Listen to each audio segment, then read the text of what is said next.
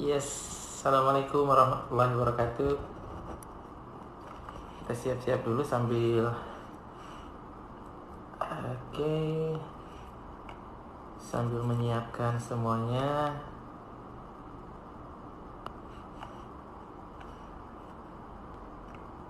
Tetes air mata.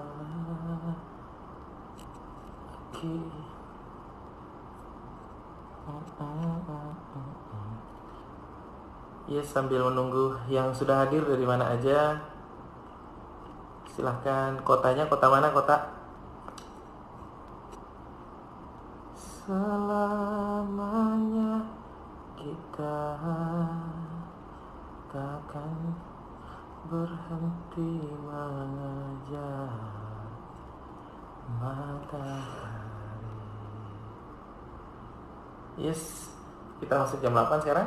Kita mulai, dan hari ini kita akan membahas tentang kebiasaan-kebiasaan orang yang produktif, yang efektif. Oke, selamat datang Ustadz Nurul Ain. Selamat datang Mbak Endah dari Temanggung. Lama gak ketemu kita Mbak Endah ya. Selamat datang Teh Ida Ceona. Luar biasa sekali Teh Ida ini. Ceona ini luar biasa. Sahabat saya Pak Asbar, selamat datang Pak Asbar. Yes, satu persatu mulai memasuki ruangan kelas, dan hari ini materi kita bagus. Ya, mumpung lagi kita nggak kemana-mana karena musim corona, kita stay at home dan sambil membahas hal-hal yang penting buat kita. Dan hari ini teman-teman saya akan membahas tentang, saya akan meresume. Selamat datang Bu Nur, Mbak Asri, Mas Ihsan, Mas David, Bu Titin dari Bandung. Oke, hari ini kita akan meresum sebuah buku yang sangat menarik. Buku ini diterbitkan tahun 1989. Wah, 1989. Dan buku ini berhasil mempengaruhi kehidupan banyak orang, dari orang biasa menjadi orang sukses. Nah, buku ini judulnya 7 Habits for Highly Effective People. Jadi saya akan meresum, menceritakan dengan gaya saya, menceritakan dengan pemahaman saya, menceritakan dengan ala FJS. Mudah-mudahan ala saya itu mudah-mudahan jadi lebih mudah untuk bisa dipahami. Oke, jadi buku ini bercerita tentang ada 7 kebiasaan orang-orang yang luar biasa efektif. Dan kenapa buku ini penting? Sebelum saya berbicara tentang isi dari buku ini, ya selamat datang Mas Maulana, Bu Nur. Aduh, Bu Nur bariklinya. Yang coklat itu loh Bu Nur. Bu Maya, selamat datang dari Palembang. Mas Hendra, Pak Adam, luar biasa nih Pak Adam, Masya Allah. Pak Jeronya udah berapa Pak Adam? Iya, Mbak Fitri, kutus itu dari bahasa Bali ya, 8.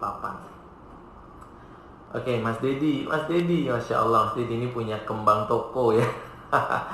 Dari Palembang. Bu Halimah, Mbak Oga, ya Allah Mbak Oga, lama gak ketemu. Mbak Oga, saya lihat Mbak Oga luar biasa sekali dengan program belajar bahasa Inggrisnya dengan nasi Jumatnya, Masya Allah. Mudah-mudahan banyak rezeki ya. Oke. Dan kenapa buku ini penting? Kenapa buku ini jadi luar biasa? Dan kenapa saya membahas tentang habit? Teman-teman semuanya, sebenarnya nasib itu bisa diubah. Saya meyakini bahwa nasib itu bisa diubah, dan banyak literatur yang juga yang mengatakan bahwa nasib itu bisa dirubah. Nasib itu di tangan kita. Takdir itu dituliskan oleh Allah, tapi nasib itu di tangan kita. Nasib itu apa sih? Nasib itu kayak kita miskin, kaya, itu nasib. Sehat, sakit, itu nasib. Pinter, bodoh, itu sakit. Punya uang banyak, punya uang sedikit, itu semua sakit. Itu semua sakit. Maaf, itu semua nasib. Nasib itu bisa kita rubah. Ya, selamat datang Mas Arif, Mbak Bu Siti Rahma, Mas Nur Iman. Ini nasib itu bisa kita rubah. Jadi bisa nggak orang miskin jadi kaya? Bisa nggak orang kaya jadi miskin? Bisa nggak orang sakit jadi sehat? Bisa nggak orang sehat jadi sakit? Bisa nggak orang bodoh jadi pinter? Itu semua nasib. Apa sih yang merubah nasib kita? Nasib kita dipengaruhi oleh apa? Jadi kalau ada nggak di sini yang pengen kaya? Ingat ya, nasib itu, kaya itu nasib. Ada nggak yang pengen kaya? Yang pengen kaya angkat tangan, katakan saya. Yes. Ada nggak yang pengen sehat? Kalau ada angkat tangan, katakan saya. Yes. Mudah-mudahan yang pengen kaya jadi kaya, yang pengen sehat jadi sehat. Yang pengen jadi orang luar biasa, pengen orang jadi keren. Mudah-mudahan semuanya jadi nasibnya jadi luar biasa. Nah, apakah nasib kita bisa kita rubah? Apa sih yang menentukan nasib kita? Yang menentukan nasib kita itu adalah kebiasaan. Jadi kita kaya atau miskin itu tergantung kebiasaan. Kita pintar, kita bodoh itu tergantung kebiasaan. Kita sehat, kita sakit itu tergantung kebiasaan. Coba lihat, ada nggak kebiasaan-kebiasaan yang bisa membuat seseorang itu yang tadinya sehat jadi sakit? Ada nggak? Ada. Yes. Keluar rumah. Ya, keluar rumah di waktu corona sekarang. Yes. Jadi kebiasaanlah yang membuat orang, ya saya mendoakan Bu Nur, mudah-mudahan luar biasa, mudah-mudahan kaya, mudah-mudahan berkah, mudah-mudahan sehat selalu. Pak Dedi juga, ya. Selamat datang Mas Isparmo, sahabat saya dari Tangerang. Lama kita nggak ketemu. Oke. Jadi kita bisa untuk merubah nasib kita. Apa sih yang merubah nasib kita? Kuncinya adalah pada habits, kebiasaan.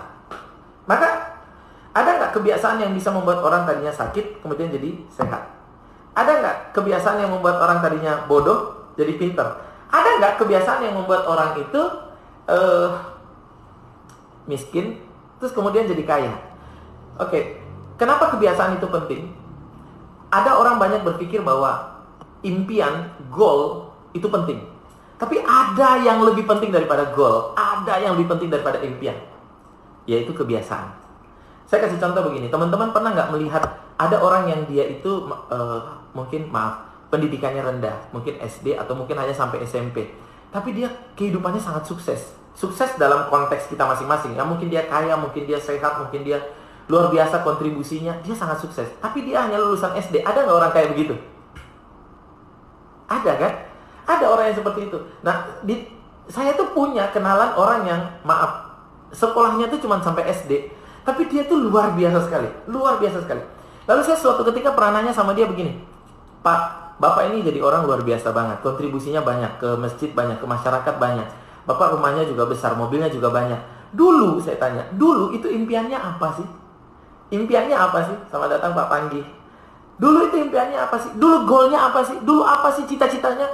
Lalu jawabannya begini, Mas, saya itu hidup ya mengalir aja, ikutin aja. Ya kehidupan ini saya ikutin aja. Ya akhirnya jadi seperti ini. Akhirnya saya jadi berpikir, loh, kok dia nggak bikin impian? Kok dia nggak berpikir besar? Kok dia bisa sukses? Loh, berarti apakah impian itu penting? Atau jangan-jangan impian nggak penting, tapi bisa sukses? Kok dia nggak punya impian, tapi dia bisa sukses?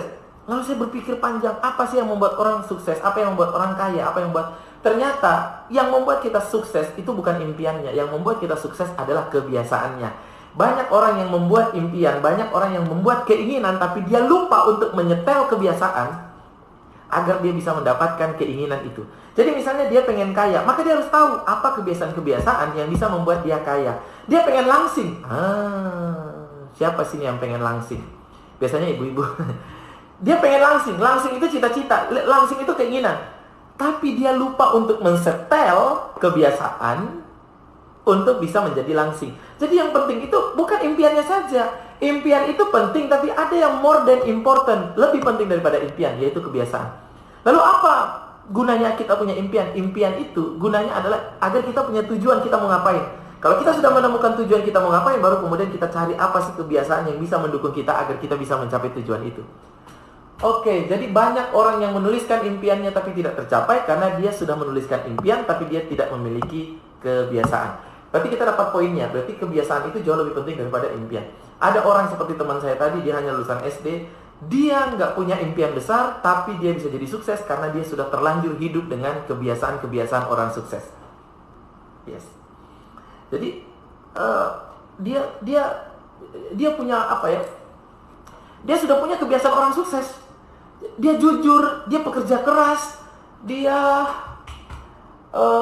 bertanggung jawab, dia kredibel, dia handal, bisa diandalkan. Itu kebiasaan-kebiasaan yang walaupun dia nggak punya impian yang besar, tapi kemudian orang mempercayai, orang mengamanahkan.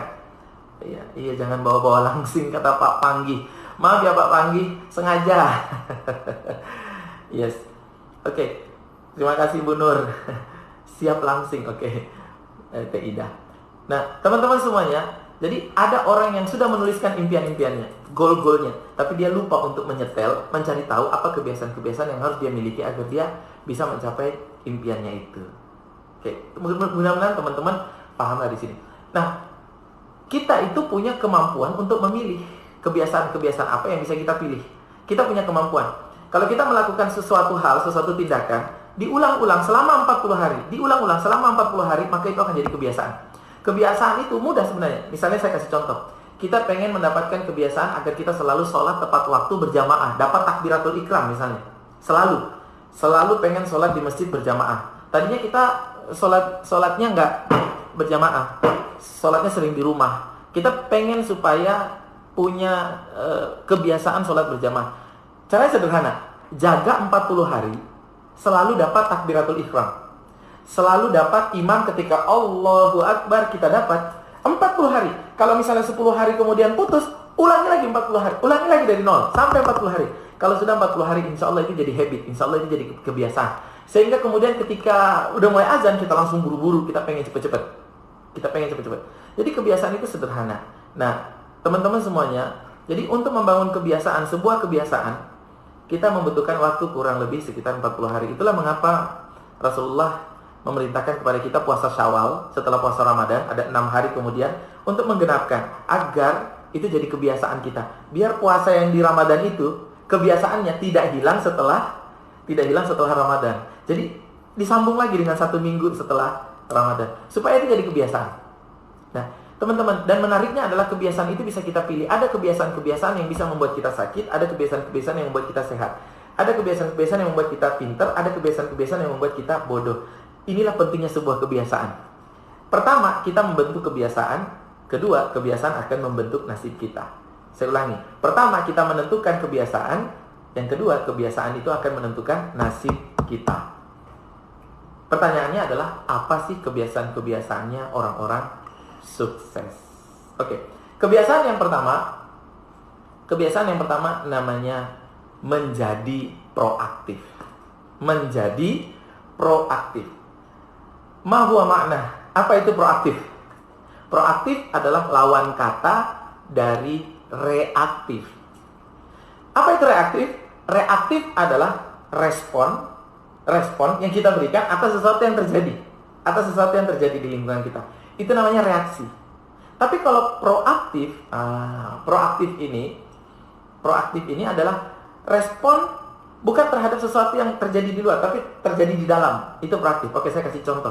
Untuk memudahkan materi ini, saya kasih gambaran. Ini saya ada pulpen sama kertas, saya akan nuliskan. Jadi di dalam kehidupan kita tuh, oke, maaf ya. Ini ada 2 lingkaran. Yang di dalamnya ini lingkaran namanya circle of concern. Yang di luar, lingkaran yang di luar namanya circle of influence. Oke. Dalam kehidupan kita, itu ada kejadian-kejadian. Ini kebalik kayaknya ya. Selamat datang Bang Ian, Mas Dudi, Kang Ade, selamat datang. Mudah-mudahan tulisan saya nggak jelek-jelek amat, mudah-mudahan bisa kebaca. Ada 2 lingkaran kecil dan lingkaran besar. Lingkaran kecil yang bagian di dalam itu namanya circle of concern. Sedangkan lingkaran besar yang di luar namanya circle of influence. Circle of influence dalam bahasa Indonesia kita sebut dengan lingkaran yang mempengaruhi hidup kita. Sedangkan concern adalah lingkaran yang bisa kita pengaruhi. Oke, jadi ada 2 hal. Ada hal-hal yang mempengaruhi kita dan ada hal-hal yang bisa kita pengaruhi. Yang kecil itu yang bisa kita pengaruhi. Hal-hal yang besar itu adalah hal-hal yang mempengaruhi kita. Apa sih hal-hal yang circle of influence? Apa sih hal-hal yang tidak bisa kita kendalikan? Jadi kalau circle of influence adalah hal-hal yang di luar kita yang tidak bisa kita kendalikan. Sedangkan circle of concern adalah hal-hal yang bisa kita kendalikan. Contoh circle of influence.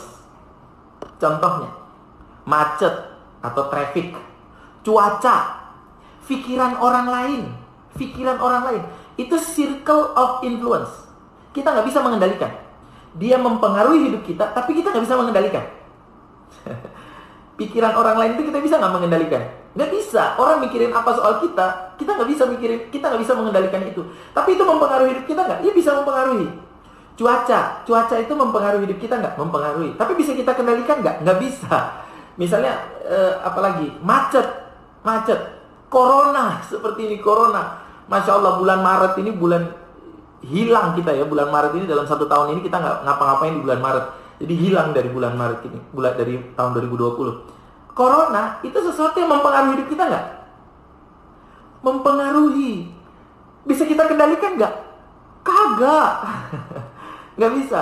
Selamat datang Mas Elo. Oh, Om Elo, ya Allah. Kang Supri, Mas Jati.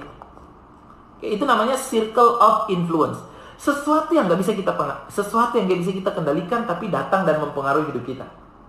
Pikiran orang, kata-kata orang, ya, kata-kata orang terhadap kita, cuaca, kemacetan di jalan, kita pengen buru-buru, ya, tiba-tiba macet, itu mempengaruhi, dan itu nggak bisa kita kendalikan. Nah, tapi di dalam hidup kita tuh ada namanya circle of concern, hal-hal yang bisa kita kendalikan. Apa itu? Pikiran kita sendiri, perasaan kita sendiri, tindakan kita, apa yang akan kita lakukan, itu bisa kita kendalikan. Kata-kata yang akan keluar dari mulut kita, itu bisa kita kendalikan. Ya, tindakan yang akan kita lakukan, itu bisa kita kendalikan. Jadi, ada hal-hal yang tidak bisa kita kendalikan, dan ada hal-hal yang bisa kita kendalikan. Nah, orang-orang yang reaktif adalah orang-orang yang dia fokus kepada circle of influence. Jadi, orang-orang yang reaktif, itu orang-orang yang dipengaruhi oleh lingkungan. Emosinya, perasaannya dipengaruhi oleh lingkungan. Sedangkan orang-orang yang proaktif, orang-orang yang efektif, orang-orang yang produktif, orang-orang yang sukses, mereka tidak mengizinkan lingkungan mempengaruhi dalamnya mereka. Saya kasih contoh. Misalnya begini, saya lagi makan, duduk gitu ya, di warung. Duduk di warung, lagi makan. Terus tiba-tiba ada orang, tamu di warung itu yang lain lewat. Dia nyenggol meja saya. Teh saya tumpah dan itu basahi celana saya. Basah, Pak, basah. Ini kopi misalnya. Basah. Waduh. Lihat ya. Dia lewat nyenggol meja saya. Itu sesuatu yang tidak bisa saya kendalikan. Mempengaruhi hidup saya nggak? Mempengaruhi. Tapi itu saya nggak bisa mengendalikan. Nah, yang bisa saya kendalikan adalah sikap saya berikutnya kepada dia. Perkataan yang akan saya lontarkan kepada dia, itu bisa saya kendalikan. Perasaan saya akan bisa saya kendalikan. Dan kita punya pilihan. Apakah kita akan mengambil positif reaksi atau positif aksi atau negatif aksi.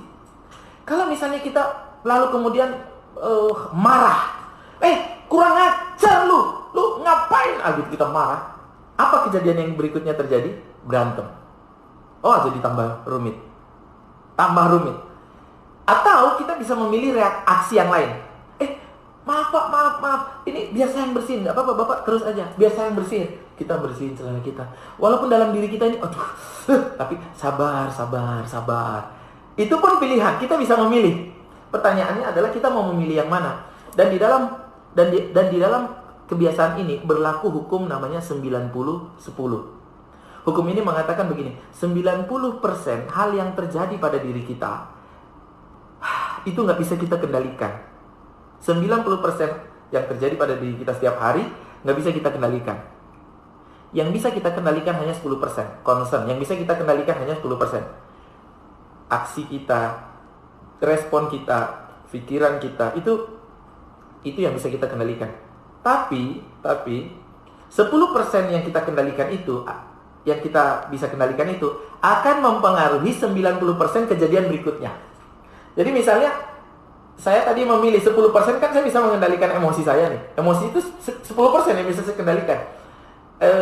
Pikiran itu 10% yang bisa saya kendalikan. Yang 90% tadi yang orang nabrak meja saya, itu saya nggak bisa kendalikan. Tapi 10% kata-kata apa yang akan saya keluarkan, itu saya bisa kendalikan. Nah, kata-kata, pikiran, emosi yang 10% yang bisa saya kendalikan tadi, kalau 10% tadi itu mempengaruhi 90% kejadian berikutnya. Kalau kata-kata negatif, kalau kata-kata marah yang saya keluarkan, maka 90% kejadian berikutnya kayaknya kita bakal berantem. Ya, tapi kalau misalnya 10% tadi emosi yang saya bisa kendalikan itu adalah kata-kata positif, saya yang minta maaf, walaupun sebenarnya itu bukan kesalahan saya. Kadang-kadang kita minta maaf bukan karena kita salah, tapi karena kita nggak mau urusannya panjang, kan gitu. Jadi saya minta maaf ya, lalu saya bersihin sendiri. Itu respon yang saya berikan 10%. Dan itu pilihan, tapi itu mempengaruhi 90%. Dan setiap hari 90% ini terjadi pada diri kita dan kita nggak bisa mengendalikan. Hidup itu kayak kita mendengarkan radio. Radio itu ada lagu yang diputar.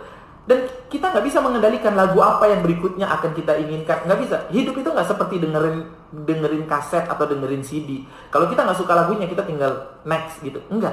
Hidup itu seperti mendengarkan radio. Jadi kita bahkan nggak bisa mengendalikan apa yang akan datang pada hidup kita.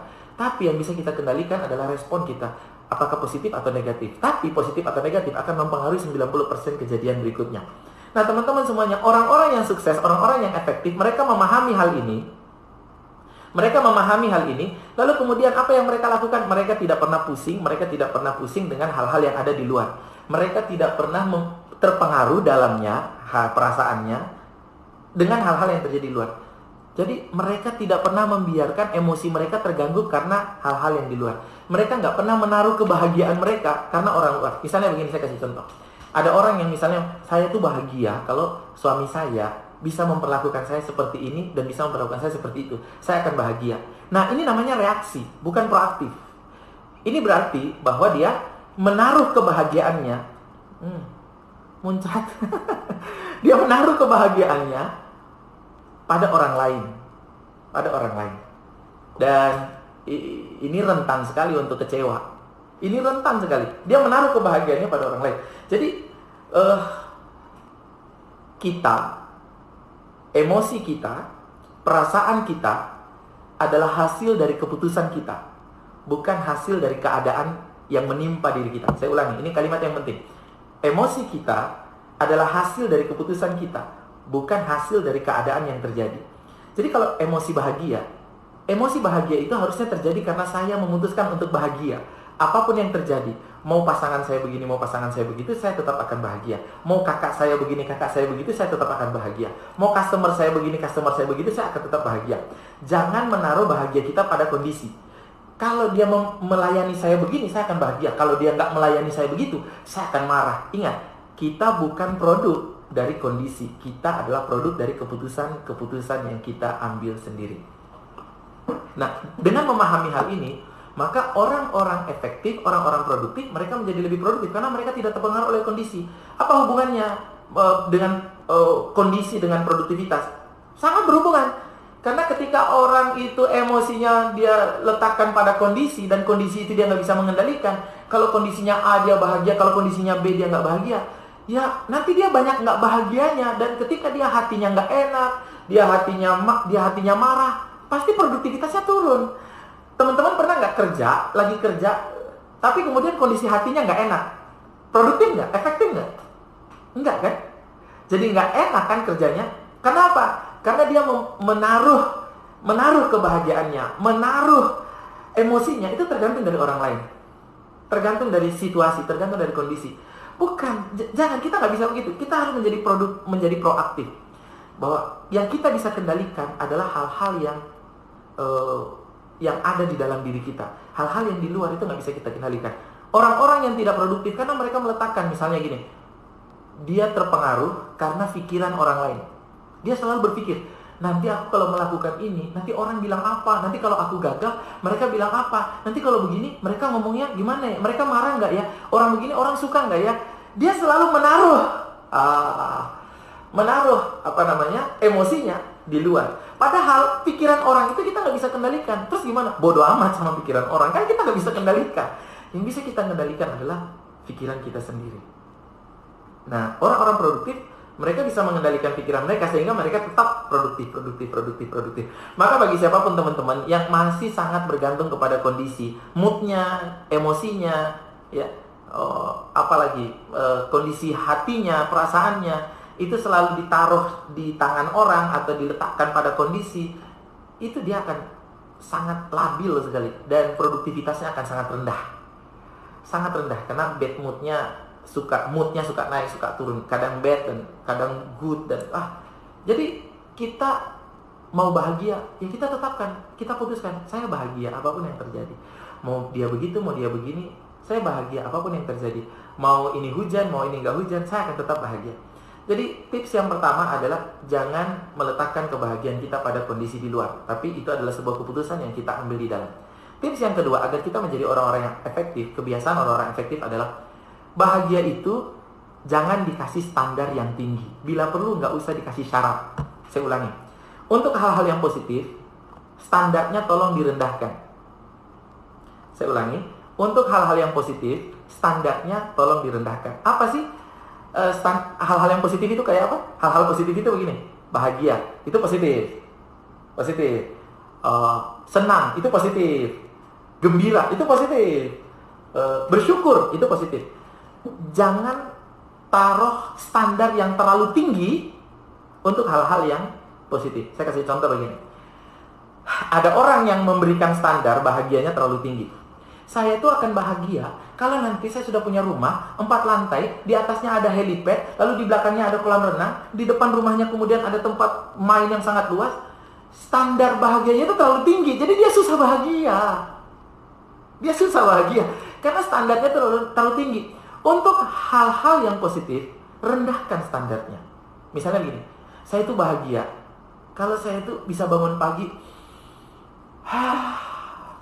habis subuh itu tahunya saya bahagia. Itu mudah gitu. Saya tuh bahagia kalau bisa mencium aroma tanah ketika mau hujan. Saya tuh bahagia ketika melihat hujan. Saya tuh bahagia ketika melihat cicak. Ya Allah, cicak mesranya. Jadi bahagialah dengan hal-hal yang sederhana, bahagialah dengan hal-hal yang tanpa syarat. Senanglah, bahagialah, bersyukurlah. Hal-hal yang positif semua itu jangan berikan standar yang tinggi. Rendahkan standarnya. Dan sebaliknya, hal-hal yang negatif seperti marah, kecewa, gagal, itu berikan standar yang tinggi. Jangan terlalu direndahkan. Kasih standar yang tinggi. Ada orang yang pemarah banget, suka marah. Karena apa? Karena standar marahnya terlalu rendah. Dia jalan misalnya gini. Dia jalan, ketemu orang, ketemu temennya. Terus kemudian dia bilang, dia nyapa temennya. Ibu, gitu. Nah, kebetulan orang yang disapa itu nggak denger dia sapa. Terus jalan aja terus. Kan sapaannya nggak dibalas. Terus dia marah. Sombong amat gitu ya. Disapa nggak dibalas. Emang situ siapa gitu. Dia marah. Coba bayangkan. Kenapa dia marah? Karena dia merasa dia nggak dibalas sapaannya. Betapa mudahnya dia marah. Kesalahan yang pertama. Kesalahan yang kedua, dia meletakkan marahnya itu pada kondisi orang nggak membalas. Jadi dia juga salah, double kill. Jadi dia naruh marahnya itu karena emosinya karena yang di luar, dan yang kedua terlalu rendah syarat untuk marahnya. Begitu pula ketika kita jualan. Saya jualan dari SMA, waktu saya SMA di Jakarta, lalu kemudian kuliah saya jualan. Nah, saya pernah ikut MLM. Sekarang saya juga ikut MLM. Teman-teman HNI ngajak saya di MLM, saya terdaftar di HNI juga. Nah, saya jualan sejak SMA. Nah, waktu kuliah saya jualan. Lalu saya jualan sampo. Di kamar saya itu banyak sampo. Dan nggak laku. Ditolak. Teman sekamar saya nanya begini, kamu masih jualan, Pit? Udah setahun nih saya jualan, nggak laku. Terus, kamu masih jualan, Pit? Masih dong. Kenapa enggak? Gitu. Kamu bukannya ditolak-tolak? Saya bilang, Kamu nggak merasa gagal ditolak-tolak? Saya bilang, enggak. Kenapa? Gitu. Ya biasanya kan orang itu kalau ditolak terus kemudian dia down gitu, terus kemudian dia merasa gagal, terus kemudian dia kayaknya aku nggak cocok hidup di dunia. Mungkin dia terus kemudian bunuh diri, gantung diri di bawah pohon cabe misalnya. Karena dia merasa dia ditolak-tolak, kemudian dia gagal. Wah, Kang Adam itu ikut sama saya dong. Iya, insya Allah. Oke, jadi dia ditolak, terus dia merasa gagal. Nah ini misalnya Kang Adam nih punya anak buah. Banyak nggak anak buahnya Kang Adam ikut eco racing misalnya, yang jualan ditolak terus kemudian nggak aktif lagi karena dia merasa kayaknya aku nggak cocok di eco racing. Dia memutuskan karena dia gagal. Kenapa dia memutuskan gagal? Karena standar gagalnya itu terlalu rendah. Dia mengatakan bahwa gagal itu kalau ditolak, itu terlalu rendah. Kenapa saya bilang terlalu rendah? Karena yang namanya jualan, itu pasti gagalnya, ditolaknya jauh lebih banyak daripada diterima. Kita nawarin 10 orang, kita bisa ditolak 9 orang. Jadi kalau kita merasa bahwa kalau saya ditolak berarti saya gagal, yang mudah banget kita gagal. Salah, rubah. Cara berpikirnya nggak begitu. Dulu saya berpikir begini, saya itu gagal kalau langit ini runtuh. Saya membuat standar yang begitu tinggi, yang membuat saya tuh nggak bisa gagal. Yang membuat hati saya tuh nggak bisa merasa saya gagal. Maka kita perlu untuk meninggikan hal-hal yang negatif. Marah itu jangan karena hal-hal yang terlalu sederhana. Anak kita main kotor, kita marah. Anak kita buang-buang apa itu ya, rumah jadi berantakan, kita marah. Itu terlalu sederhana marahnya. Stres kita kalau kayak begitu. Ya, karyawan kita masuk terlambat, kita marah. Apalagi karyawan kita salah, kita marah. Itu terlalu rendah standar untuk marahnya. Standar marahnya ditinggikan. Terus kalau ditanya, orang nanya sama saya, Coach FJS jarang ya marah? Saya bilang, ya jarang sih, memang jarang. Mungkin susah untuk ngelihat saya marah, karena standar marahnya tinggi.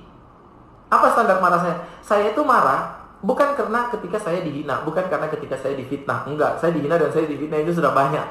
Dan salah satu tanda orang sukses, sudah mulai sukses itu dihina dan difitnah. Ya tenang aja, yang penting kita aksinya harus tetap positif.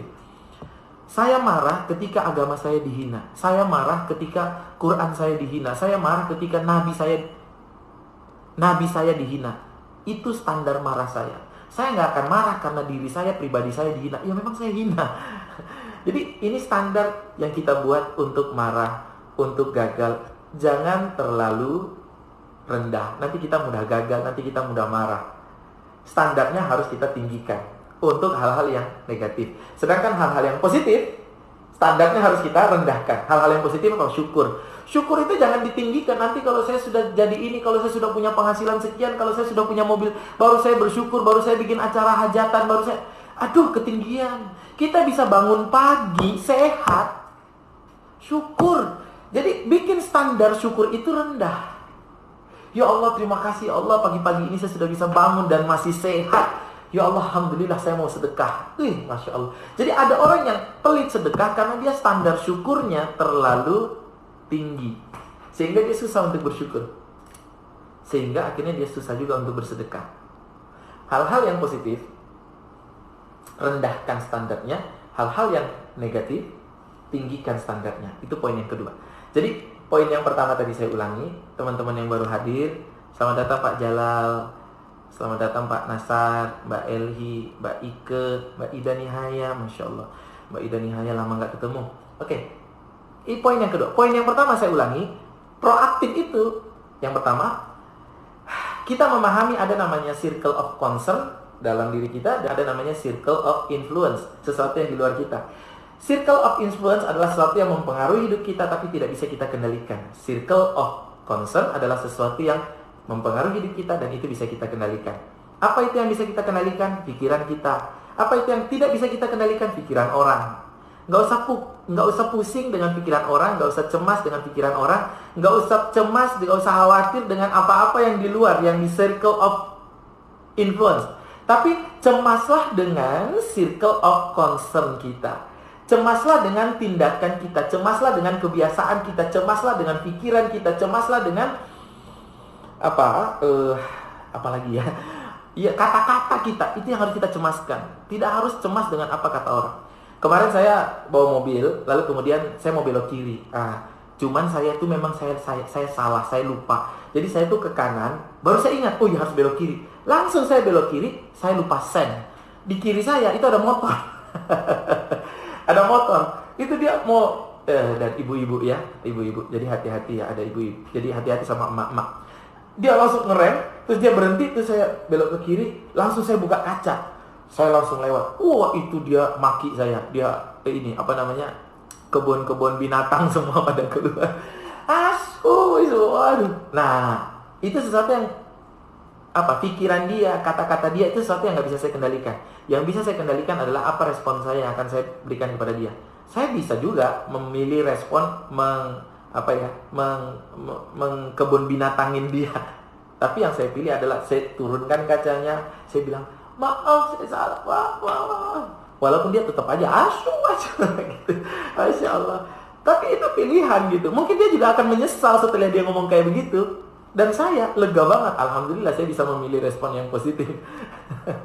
Jadi teman-teman, ilmu ini mengatakan bahwa kalau kita ingin produktif, kita nggak usah mikirin apa pikiran orang, kita nggak usah cemas dengan kondisi yang ada di luar. Yang harus kita cemaskan adalah kondisi yang ada di dalam. Orang-orang menjadi tidak produktif, orang-orang menjadi tidak efektif, orang-orang menjadi tidak sukses karena mereka terlalu mencemaskan apa pikiran orang, mereka terlalu mencemaskan apa kata-kata orang, mereka terlalu mencemaskan apa nanti cuaca, nanti iklim, nanti gimana. Enggak. Seperti kondisi sekarang, corona ini yang terjadi pada diri kita sekarang, ini namanya circle of influence, sesuatu yang mempengaruhi hidup kita, tapi kita nggak bisa mengendalikannya. Apa yang bisa kita kendalikan? Respon kita. Apa yang bisa kita kendalikan? Respon kita, pikiran kita, tindakan kita. Apa yang kita lakukan? Apakah kita akan menyerah? Apakah kita akan, ya sudahlah, ini memang susah? Atau yang akan kita lakukan adalah, saya harus melakukan terobosan-terobosan baru, saya harus melakukan tindakan-tindakan baru, saya harus memproduksi produksi yang baru. Produk saya sekarang nggak bisa jualan di zaman-zaman sekarang. Oke, saya akan memproduksi masker. Oke, saya akan bikin hand sanitizer. Apa namanya? Hand sanitizer. Iya. Atau saya akan membuat produk yang dibutuhkan orang, atau saya membuat makanan, atau apalah, itu yang bisa kita kendalikan. Jadi jangan menaruh emosi kita, kebahagiaan kita di luar. Dan yang kedua, standar untuk hal-hal yang positif direndahkan, standar untuk hal-hal yang negatif ditinggikan. Oke teman-teman, ini adalah kebiasaan pertama dari orang-orang sukses dari buku Stephen Covey yang saya rangkum dengan gaya saya, cara berbicaranya, dengan ala saya. Mudah-mudahan ini bisa membantu teman-teman semuanya untuk mengendalikan emosinya, untuk mengendalikan dirinya. 10% yang bisa kita kendalikan, tapi itu mempengaruhi 90% kejadian berikutnya. Kalau kita pengen kejadian berikutnya positif, maka kita harus memilih 10% responnya harus respon positif. Kalau kita pengen supaya kejadian berikutnya negatif, jadi emosi, jadi berantakan, jadi marah, maka kita bisa memilih untuk 10% kita responnya negatif. Jadi selalu ada sebab akibat. Nah teman-teman semuanya, materi kita hari ini hari pertama, dan besok kita akan bicara tentang kebiasaan kedua, jam 8 sampai jam 9. Kalau ada teman-teman yang ingin bertanya, boleh silakan tulis pertanyaan di situ. Mudah-mudahan Allah memberikan kesehatan kepada kita semuanya, dan insya Allah saya menjawab satu persatu pertanyaan yang teman-teman berikan. Yes, terima kasih untuk menyimak, dan sampai ketemu insya Allah besok jam 8 sampai jam 9. Materinya kita melanjutkan tentang kebiasaan kedua dari orang-orang efektif. Yes, terima kasih, saya sebutkan satu persatu. Muhammad Nur, Mas Wisnu Puji, Krisnawati, Mas Ruli gimana kabarnya? Mudah-mudahan sehat. Mbak Lisa, Mbak Titin, Mbak Ida Nihaya, Mbak Ike, Mbak Elhi, Pak Nasar, Pak Jalal. Terus siapa lagi? Bu Nur Seri dari Kendari, Masya Allah. Umur Salim, Pak Adam Ibrahim. Mudah-mudahan tambah lagi Pajeronya, ya. Banyak, ya kalau dapat banyak kirim satulah ke pondok pesantren saya, ya. Mudah-mudahan saya doakan banyak rezekinya, ya. Mbak Dela, Mbak Redia, Masya Allah, ya. Rosat, kemudian Karliani Kayeng, Pak Amin Supodo, lama nggak ketemu kita, sama-sama di Solo nggak ketemu ya malah. Muhammad Samtarigan, Mas Resi, Bu Nuryanti, Masya Allah.